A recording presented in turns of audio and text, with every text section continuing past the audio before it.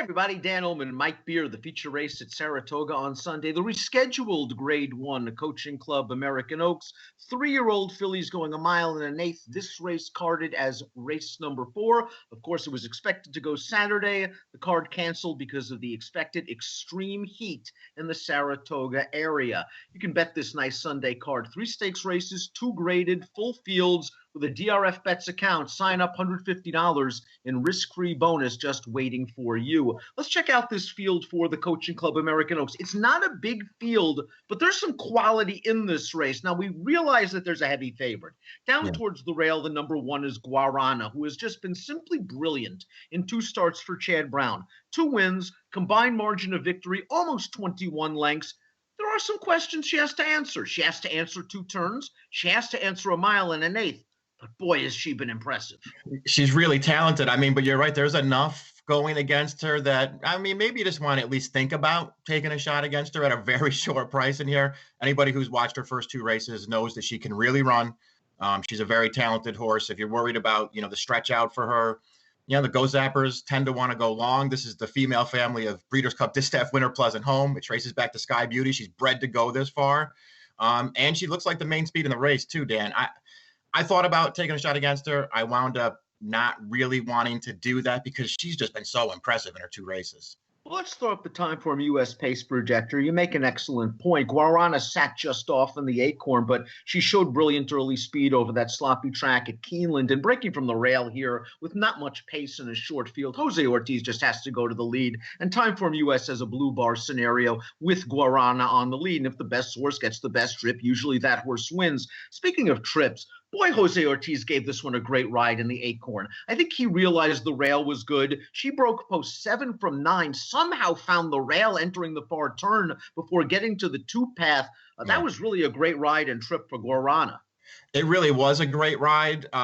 She did spend a lot of time on a very strong rail. It's also worth pointing out, though, that as you mentioned, he was able to get her forward in that race. That was a wicked pace. They were flying in there. And it's not like she was, 6 or 7 off it. She was maybe 2 or 3 off it, sitting pretty close to it. She's got that kind of speed. And then she still finishes at the end, which is just really impressive. The number 2, Champagne Anyone, really impressed me in winning the Grade 2 Gulfstream Park Oaks. At the beginning of this year, I thought she might be at her best going 7 furlongs a 1-turn mile as a late-running 1-turn horse, but she proved her mettle in the Gulfstream Oaks. I bet her in the Kentucky Oaks, and she just ended up way too far back. She got shuffled back on the backstretch. She ended up, near last, and I thought she came with a really good, underrated, solid run. Now, 1.1 miles might be pushing it for her, especially in a race lacking pace. Yeah, I mean, but, it's worth at least remembering that in that Gulfstream Park Oaks, that was a pretty big speed favoring track. Chris Landeros, I think, maybe realized that. And she was first-time blinkers that day, but he got her right where she needed to be in there. So she is tactical enough. If the pace isn't developing, she can be close to it, Dan. I'm with you. I think her Kentucky Oaks is an underrated performance. She just lost way too much early position in there, had no chance from where she was at the top of the stretch, and actually ran at the end. I think she ran better than it looks last time. Distance will not be an issue for Black-Eyed Susan winner Point of Honor, who looked pretty good in winning that race, coming from off the pace. It was not a strong field. Cookie Dough, the third-place finisher, just doesn't want to go that far. She actually ran pretty well at 1.1 miles, but you note the upward mobility from a buyer's standpoint with each and every start. Her Tampa Bay race kind of hinted that she had some ability. The Black-Eyed Susan was good. If Guarana doesn't stay and Point of Honor isn't too far back of the slow pace, she can make this interesting. Yeah, that's what I thought too, and I almost put her on top in this race. She's run well in every one of her races. The only loss, that Gulfstream Oaks that we were talking about, over a speed favoring track where she just didn't have any real chance to make up enough ground in there.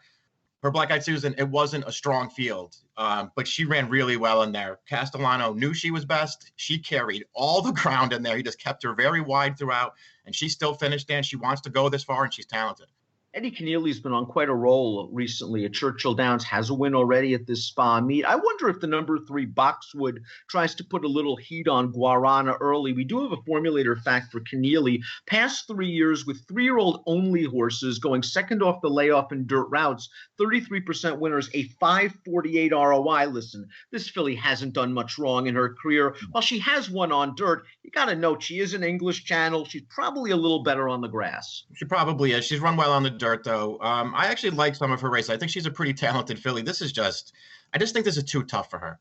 Let's take a look at our top selection for the Grade 1 Coaching Club American Oaks. Well, we'll go with the Moto obvious horse. It is Guarana down towards the rail. And I know Harvey Pack, our good friend and mentor, would be hollering at us. Yes. Never play a favorite doing something she or he has never done. And Guarana's going 2 turns for the first time. But do we just think she's just going to control this? I went 1-5. Yeah, I went 1-5 also. I just think Guarana's probably going to turn out to be too good for these horses, but we'll see. I'll tell you this, Dan. The early multi-race wagers, I'll have a little point of honor in there.